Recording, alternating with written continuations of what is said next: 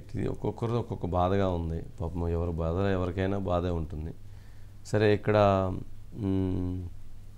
What next అనేదే important. Suresh గారు అన్నట్లున్నారు. సురేష్ గారు, వంశీ గారు, ఏంటండి మొత్తానికి ఇది ఎటువైపు వెళుతుంది అనేది చాలా ముఖ్యమైనటువంటి విషయం. సరే, ఇందులో మనం ఎన్ కన్వెన్షన్ తీసుకుంటే మొత్తానికి నాగార్జున ఎన్ కన్వెన్షన్ కొట్టడంతో ఒక మొత్తానికి ఒక సౌండ్ మొదలైంది. ఎందుకంటే ప్రతి ఒక్కరు కూడా ఎన్ కన్వెన్షన్ అందరూ చూస్తుంటారు కాబట్టి. N convention function hall Hyderabad వచ్చిన వాళ్ళు దాదాపు పెళ్ళిళ్ళన్నీ ప్రముఖుల పెళ్ళిళ్ళు, ప్రముఖుల ఫంక్షన్లు మొత్తం ఆ ఎన్ కన్వెన్షన్లోనే జరుగుతాయి. ఎన్ కన్వెన్షన్ అంటే 2010వ సంవత్సరంలో ఎన్ కన్వెన్షన్కి సంబంధించినటువంటిది నిర్మాణాలు చేపట్టారు. అప్పటి నుంచి జరుగుతూ ఉంది. మరి 2024 14 సంవత్సరాల వరకు అది ఇల్లీగల్, అంటే అది వాటర్ బాడీలో ఉంది అనేది దాదాపు తెలియనటువంటి వాళ్ళు ఎవరు ఉండరు. కానీ దానికి సంబంధించినటువంటి దాంట్లో మరి గతంలో ఒకసారి కూలగొట్టడానికి లేకపోతే దానికి నోటీసులు ఇవ్వటం జరిగింది. మరి ఆ రోజు ఉన్నటువంటి ఎంఏ&డి మినిస్టర్గా మరి కేటీఆర్ గారు ఉన్నట్లున్నారు. తర్వాత అరవింద్ కుమార్ గారు ఆ రోజున్న ప్రిన్సిపల్ సెక్రటరీ, ఆయన దీనికి స్టేటస్ కో ఆర్డర్ రిలీజ్ చేశారు. వాళ్ళు నోటీస్ ఇచ్చి కూలగొట్టాలనుకుంటే ఈయన స్టేటస్ కో ఆర్డర్ ఇచ్చారు. ఏమని? స్టేటస్ కో యథాతథ స్థితి కొనసాగించండి, అంటే దాన్ని అలాగే ఉంచండి అని చెప్పని. మరి ఈరోజు మరి ప్రభుత్వం వచ్చి దాన్ని కూలగొట్టించారు. రేవంత్ రెడ్డి గారి కుమార్తె వివాహం కూడా అక్కడే జరిగింది. మరి అలాంటి వివాహాలు మొత్తం దాదాపు అవన్నీ అసలు అక్కడ జరగని ఫంక్షన్ అంటూ ఉండదు. మరి అలాంటిది మరి ఇప్పుడు అక్కడ జరిగినటువంటి దాంట్లో మరి ఈ 14 సంవత్సరాలు దాన్ని ఎందుకు కొనసాగించారు, దానికి ఎందుకు అనేటువంటి దాని మీద మనం ఆలోచిస్తే, మరి ఆ రోజు గతంలో ఒక ఫంక్షన్లో కూడా నాగార్జున గారు అన్నారు, నేను అధికారులకి చాలా పెద్ద ఎత్తున డబ్బులు ఇవ్వటం అనేది నేను చేసిన పాపం, చాలామంది అధికారులు తప్పని పరిస్థితుల్లో నేను ఇవ్వాల్సి వచ్చిందని చెప్పారు. అంటే ఈ అధికారులందరూ డబ్బులు తీసుకొని ఎవరైతే అరవింద్ కుమార్ కావచ్చు, సమ్ ఎక్స్ కావచ్చు, వై కావచ్చు, జెడ్ కావచ్చు, వీళ్ళందరూ డబ్బులు తీసుకొని దాన్ని పర్మిషన్ కొనసాగించారా? మరి అక్కడ వసూలు చేసిన డబ్బులో మరి వీళ్ళందరూ ఎంతెంత తీసుకున్నారు, వాళ్ళందరికీ ఎంతెంత వాటాలు ఉన్నాయి, మరి వాటన్నిటి లెక్క ఏంటి, వాటన్నిటిని తేల్చాల్సిన అవసరం ఉంది కదా. సరే, ఆయన కట్టాడు, ఆయన తప్పు చేశాడు.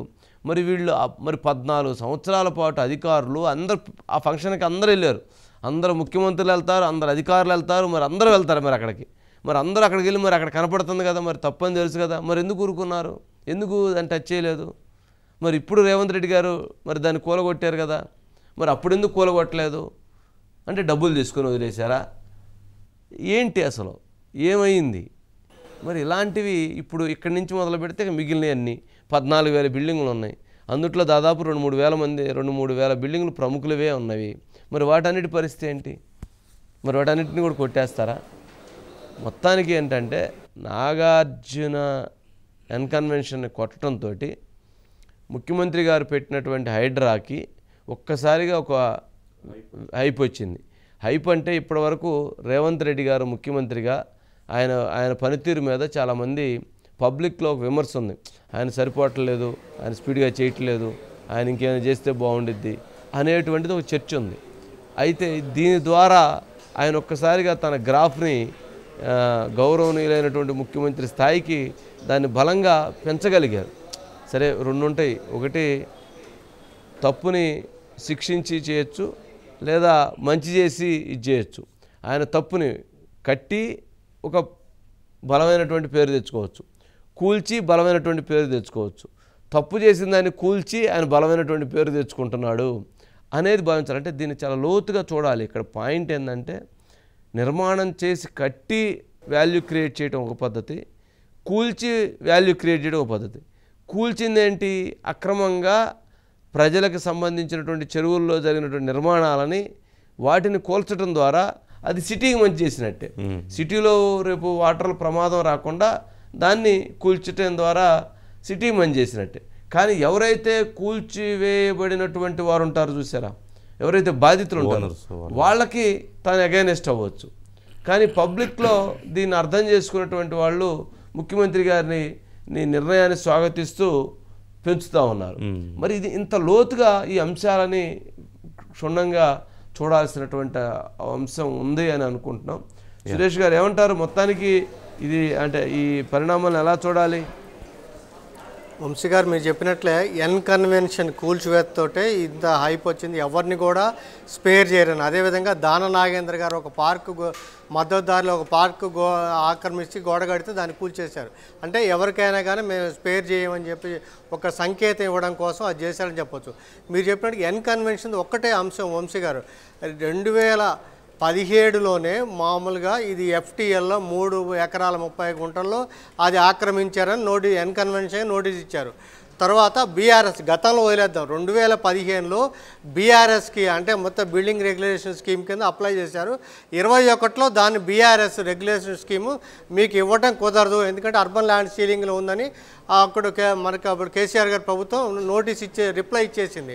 అయితే దాని మీద నాగార్జున గారు అప్లై చేశారు, ఏంటంటే అప్పీల్ చేశారు ఆ రిజెక్షన్ని. దాని మీద మీరు చెప్పినట్టు అరవింద్ కుమార్ గారు ముందుగా GH కమిషనర్ గారికి లేఖ రాస్తూ ముందైతే స్టేటస్ కో మెయింటైన్ చేయండి అని, అంటే ఆ బిల్డింగ్ అనాథరైజ్ అని తెలిసినప్పుడు కూడా ఆ బిల్డింగ్స్ మీరు కొనసాగించండి అన్నారు. కానీ ఇప్పుడు రేవంత్ రెడ్డి గారి ప్రభుత్వం వచ్చి ఇప్పుడు ఆ బిల్డింగ్స్ని కూల్చివేసింది. అందుకే నాగార్జున గారు అంటే స్టేటస్ కో ఉన్నప్పుడు కూడా కూల్చేశారు అని చెప్పారు. కానీ ఆ స్టేటస్ కో అనేది అప్పుడు ప్రభుత్వం వచ్చింది, అది మన తర్వాత ఏమైందనేది దాని మీద లేదు కాబట్టి అది అక్కడ కూల్చారు. దాంతో ఇప్పుడు ఇష్యూ అయింది.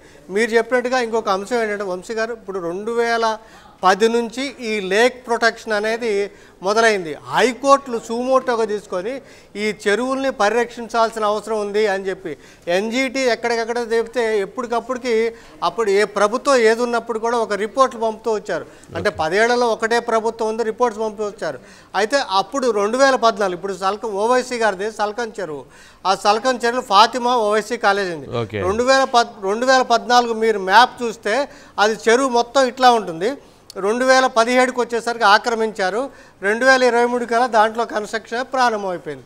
సో కాబట్టి ఇప్పుడు ఆ ఓవైసీ గారిది దాన్ని కూల్చివేయాలని చెప్పి మొత్తం మీద పిటిషన్లు కానీ ఫిర్యాదులు కానీ మొత్తం మీద ఆ హైడ్రాకి అందుతున్నాయి, సీఎంకి అందుతున్నాయి. దాంతో ఓవైసీ గారు అక్బరుద్దీన్ గారిని అన్నయ్యను కాల్చండి కానీ 40,000 మంది పిల్లలు దాన్ని చదువుకునే దానికి కూల్చడం నేను సాధించని చెప్పి అక్బరుద్దీన్ గారు చెప్పారు. అంటే అధికారులు తప్పు. మీకు 14లో ఖాళీగా ఉంది, ఒకవైపు లేక్ ప్రొటెక్షన్కి మేము పాటిస్తున్నాం అని చెప్పి హైకోర్టులకు చెప్పి NGTకి చెప్పి కాదు సురేష్ గారు, వీళ్ళేమన్నా ఎంపీలు ఎమ్మెల్యేలు, వీళ్ళేమన్నా ప్రజలకు ఏమన్నా నీతి సూత్రాలు, ప్రజలకు ఏమన్నా ఇలా ఉండాలి అలా ఉండాలని చెప్తారు. వీళ్ళు చేసే పనులన్నీ చూస్తేనేమన్నా ఇలాంటి పనులు చేస్తారు. చెరువులో తీసుకుపోయి కాలేజీ స్కూలు కట్టి మరి చెరువులో ఉన్న కాలేజీని స్కూల్ని కూలగొట్టొద్దంటే ఏం చెప్పాలి? దాన్ని మరి ఎంత కక్కుర్తిపడి ఆ విధంగా కడతారు?